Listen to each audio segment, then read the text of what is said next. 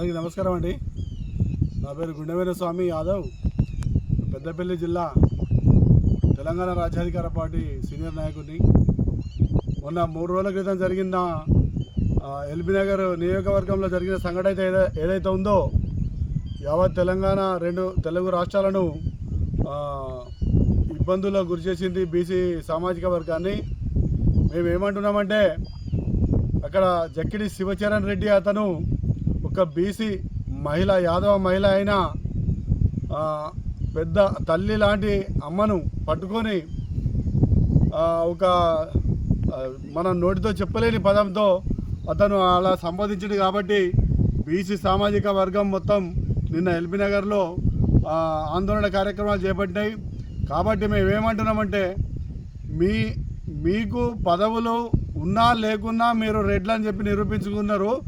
మీకు పదవి రాగానే మా బీసీలను ఎట్లా చూసానో మీకు అర్థమైంది, మా జనాలకు కూడా ఇప్పుడిప్పుడే అర్థమవుతుంది. కాబట్టి ఏ పార్టీలో ఉన్నా కానీ బీసీ, ఎస్సీ, ఎస్టీ, మైనార్టీ వర్గాలందరూ కలిసి మన పైన అప్పుడు మొన్నటిదాకా జరిగిన ఎస్సీల పైన దాడి కావచ్చు, ఇప్పుడు బీసీల పైన దాడి కావచ్చు, దీన్ని మేము మా తెలంగాణ రాజ్యాధికార పార్టీ తరఫున తీవ్రంగా ఖండిస్తున్నాం.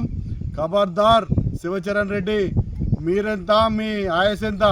మేము ఒకటే చెప్తున్నాం, మేమందరం కలిసి ఒక్కసారి గట్టిగా మా బీసీ నినాదం చెప్తే మీరు ఆ నినాదంలో కొట్టుకపోయేంత కెపాసిటీ కూడా లేదు మీ దగ్గర.